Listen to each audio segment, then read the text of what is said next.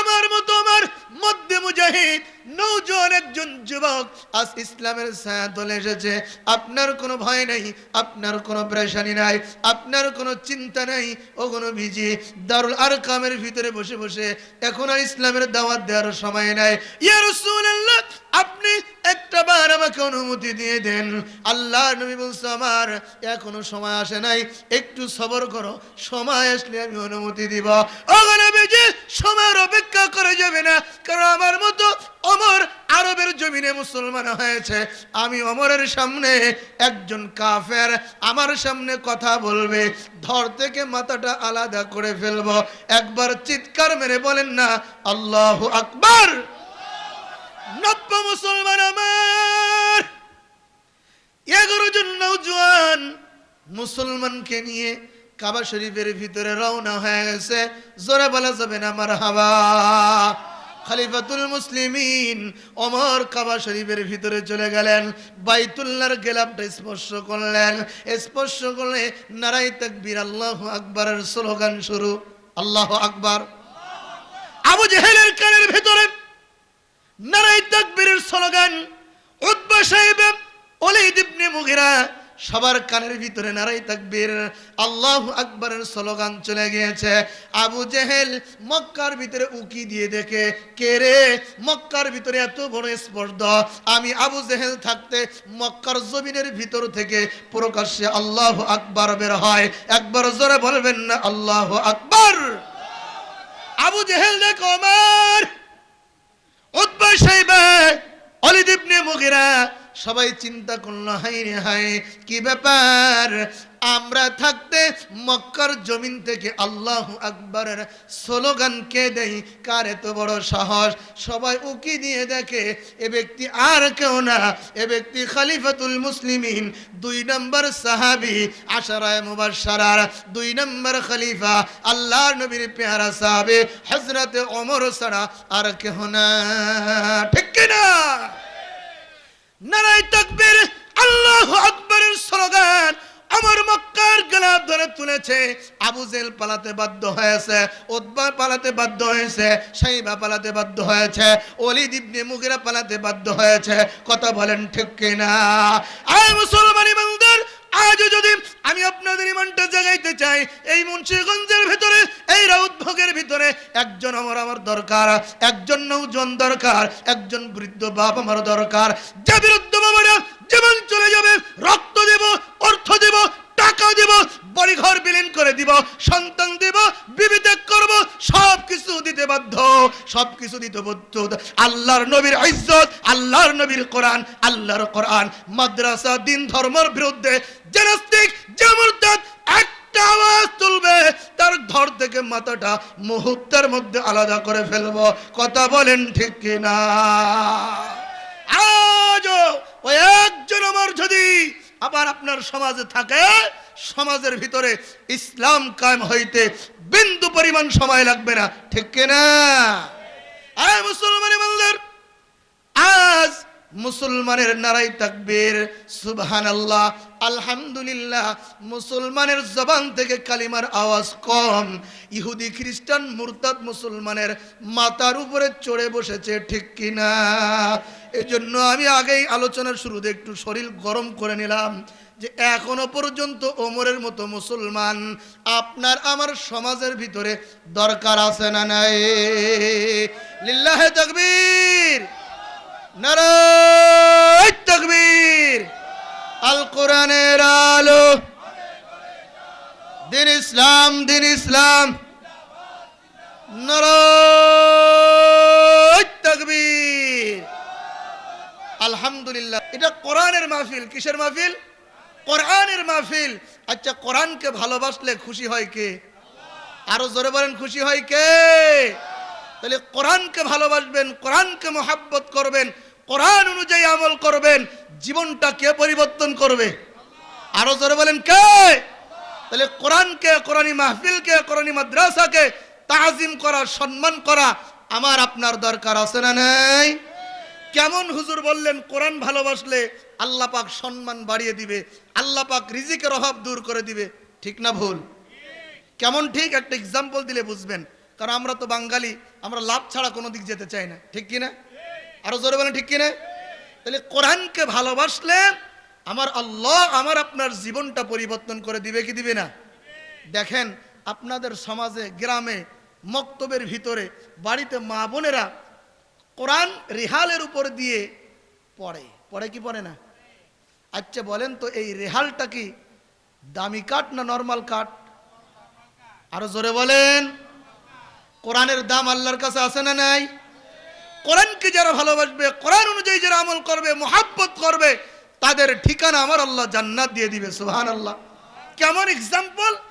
একটা রেহাল, আম কাঠ, জাম কাঠ, যে কাঠগুলো বাজারের ভিতরে চলে না, এই কাঠগুলো নিয়ে, এমনও কাঠ যে 6 মিলের ভিতরে পড়ে থাকে, এই কাঠ কেউ নিতেও আসে না, ঠিক কিনা?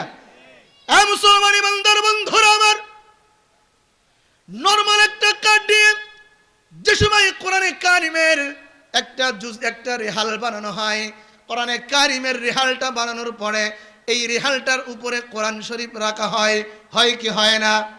যে সময় কোরআনটা রেহালের উপরে রাখা হয়, এই কোরআনটা রেহালের উপরে রাখার পূর্বে যে সময় কোরআনটা রাখার জন্য রেহালটা মজবুত করা হয়, 6 মিলের ভিতরে যে সময় কোরআনের রেহাল বানানো হয়, রেহালটা যে সময় 6 মিল থেকে বের করে বাড়ির দিকে নিয়ে আসে, আস্তে আস্তে গাড়ির ভিতর থেকে রেহালটা চাচার হাত থেকে পড়ে যায়।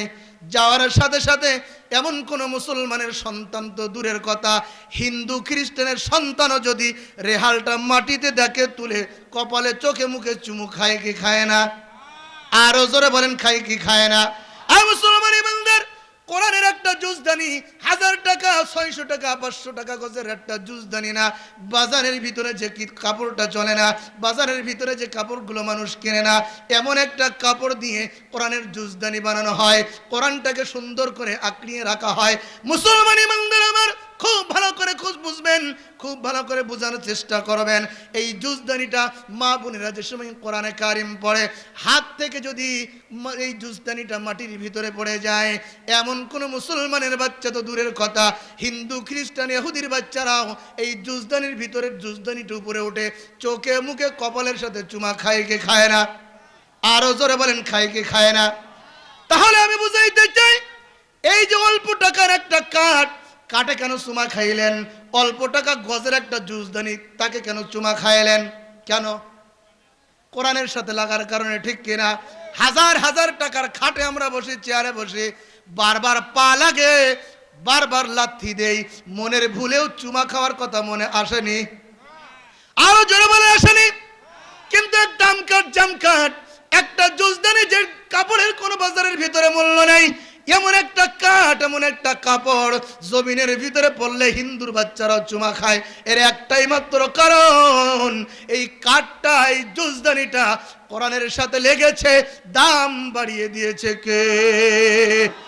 আর জোরে জবান খুলে কে?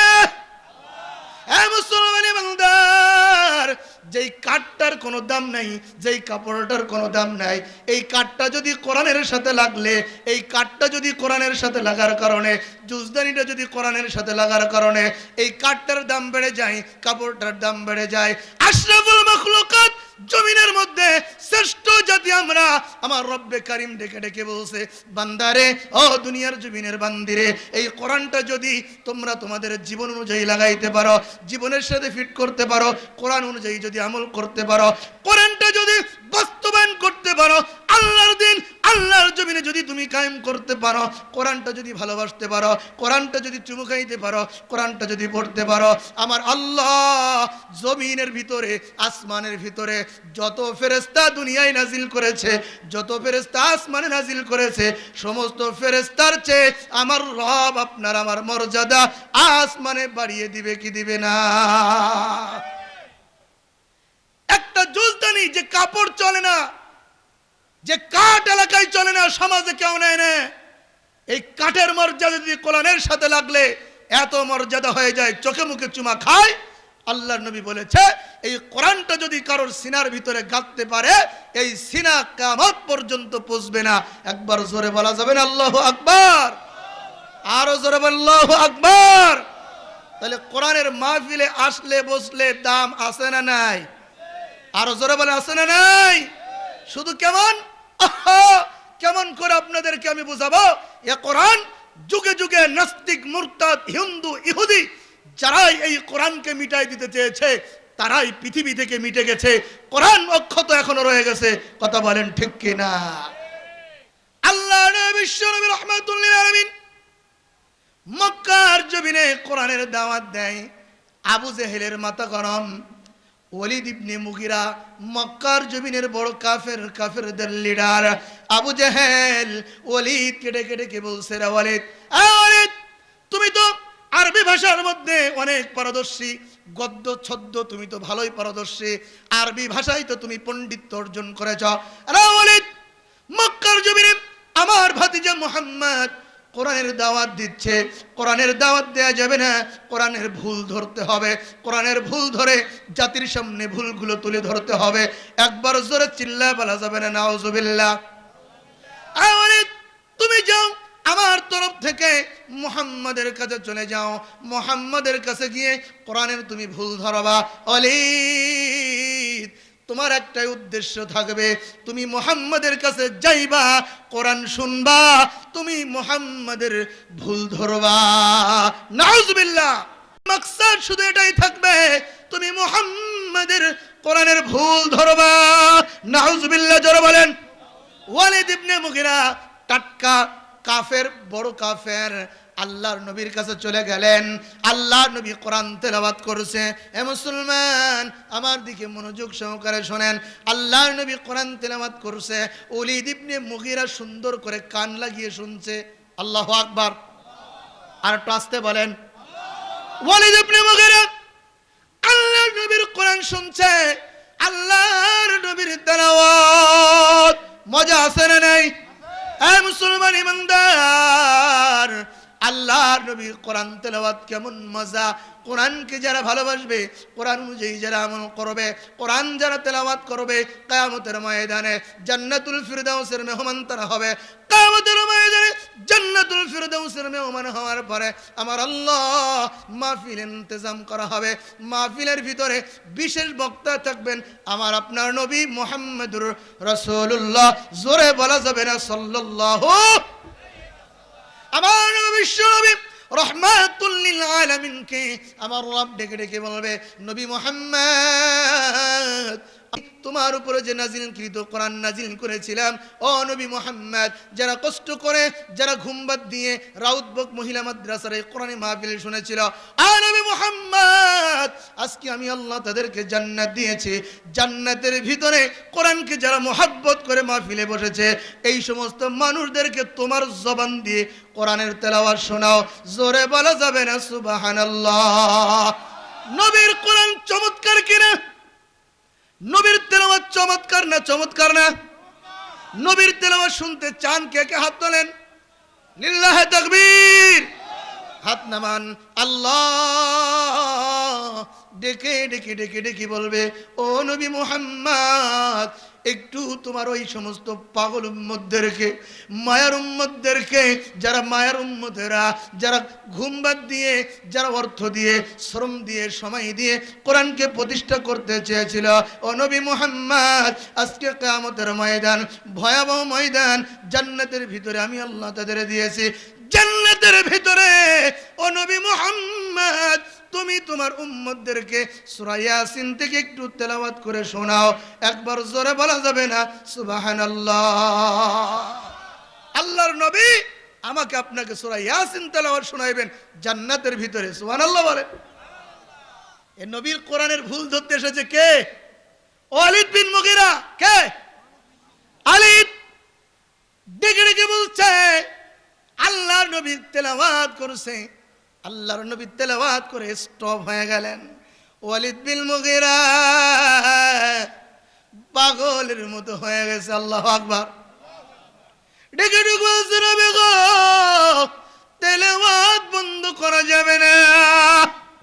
সুবহানাল্লাহ বলেন না? আবু জেহেল পাঠিয়েছে, ওয়ালিদ তুমি যাইবা তেলাওয়াত শুনবা, তোমার উদ্দেশ্য থাকবে নবী মুহাম্মাদের ভুল ধরবা। ঠিক কি না? আল্লাহর নবী বিশ্ব নবী রহমাতুল লিল আলামিন তেলাওয়াত স্টপ করে দিলেন। ওয়ালিদ বলছে, ইয়া রাসূলুল্লাহ, ইয়া হাবিবাল্লাহ, ওগো নবীজি, মায়ার নবী, বিশ্ব নবী, রাহমাতুল লিল আলামিন, তেলাওয়াত বন্ধ করা যাবে না, একটু মেহেরবানি করে তেলাওয়াত শোনান। আল্লাহর নবী তেলাওয়াত শুরু করে দিলেন। ওয়ালিদ বিন মুগীরা পাগলের মতো কোরআন তেলাওয়াত শুনছে। আল্লাহর নবী স্টপ করে দিলেন। ওয়ালিদ বিন মুগীরা ডেকে ডেকে বলছে, ওগো নবীজি, ইয়া রাসূলুল্লাহ, ইয়া হাবিবাল্লাহ, বিশ্ব নবী, মায়ার নবী, দয়ার নবী, তেলাওয়াত বন্ধ করা যাবে না, মেহেরবানি করে একটু তেলাওয়াত শোনান। আল্লাহু আকবার। আবু জেহেল এসে উপস্থিত। ওয়ালিদ, তোমাকে তো বলেছি মুহাম্মাদের ভুল ধরবা। ওয়ালিদ বিন মুগীরা ডেকে ডেকে বলছে, নবী, নবীর তেলাওয়াত বড় চমৎকার। আল্লাহু আকবার। নবীর তেলাওয়াত বড় চমৎকার। আবু জেহেল, কার ভুল ধরতে তুমি পাঠিয়েছো? আবু জেহেল রে, আমি ওয়ালিদ নবীর ভুল ধরা তো দূরের কথা, আমি আমার জীবনের ভুল খুঁজে পেয়েছি। আল্লাহু আকবার। আরো জোরে বল, আল্লাহু আকবার। এজন্য মুসলমান ইমানদার, যারা এই কোরআনকে মিটাইতে আসবে, যারা কোরআনকে বন্ধ করতে আসবে, আমার আল্লাহ কোরআনের মধ্যে ইরশাদ করেছেন, ইউরিদুনা লিইউতফিউ নূরাল্লাহি বিআফওয়াহিহিম ওয়াল্লাহু মুতিম্মু নূরিহি ওয়ালাউ কারিহাল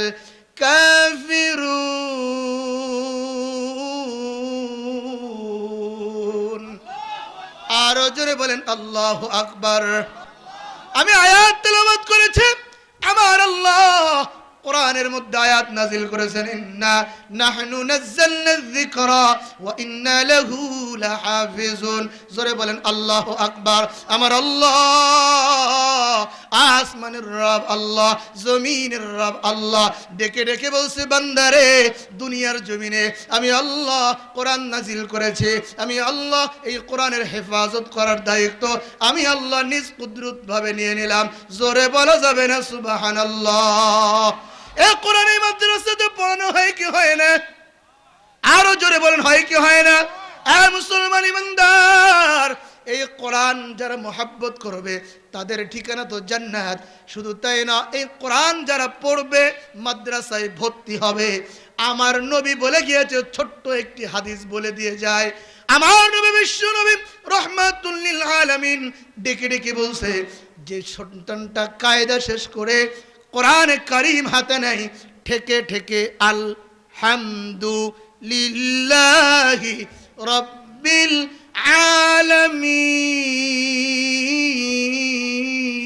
আলামিন। আরো জোরে বলেন আল্লাহু আকবার। আল্লাহ নবী বিশ্ব নবী হাদিসের মধ্যে ইরশাদ করেছে, যে সন্তানটা ঠেকে ঠেকে কোরআন পড়ে, এমন তো অবস্থায় ওই সন্তানের ফজিলত পড়ে, ওই সন্তানের মা বাবার জিন্দেগির গুনাহ আমার আসমানের রব মাফ করে দেয়। আর একটু আসতে বলেন সুবহানাল্লাহ। শুধু তাই নয় রে মুসলমান, একটা সন্তান যদি হাফেজ বানাইতে পারেন, মাদ্রাসায় পড়াইয়া একটা মেয়ে যদি হাফেজা বানাইতে পারেন, আমার আল্লাহ কিয়ামতের ময়দানে হাফেজের কত বাদ দিলেন, হাফেজের কত বাদ দিলেন। আমার নবী বলে গিয়েছে, এই হাফেজের মাতা এবং পিতারকে মাথার ভিতরে এমন নূরের মুকুট পরানো হবে, পুরা দুনিয়ার মানুষ চিনতে পারবে, জানতে পারবে এটা অমুক এলাকায় রাউতবুক আব্দুল করিম, আব্দুর রহিম, রহিমা খাতুন, সকিনা খাতুন, তার সন্তান হাফেজ হয়েছে, বিনিময়ে বাবা আমার মাথার ভিতরে নূরের মুকুট পরিধান করিয়েছে। সুবহানাল্লাহ। আরো জোরে বলেন না সুবহানাল্লাহ। শুধু তাই নয় মুসলমান, আসেন অল্প সময় 5-10 মিনিট একটু সময় দেওয়া যাবে কিনা? আরো জোরে বলেন, যাবে কি যাবে না? এখানে বসলেন, আল্লাহ খুশি হয়েছে, যারাই উঠবেন আমার আল্লাহ বেজার হবে, ঠিক কিনা? আল্লাহ নবী বিশ্ব নবী রাহমাতুল লিল আলামিন ডেকে ডেকে বলছে, উম্মতেরা রে, যে ব্যক্তি হাফেজ হইল তার মাতা পিতার যদি এমন সম্মান হয়, যিনি কোরআন অন্তরে গাঁথলো তার মর্যাদা ফজিলত আছে না নাই?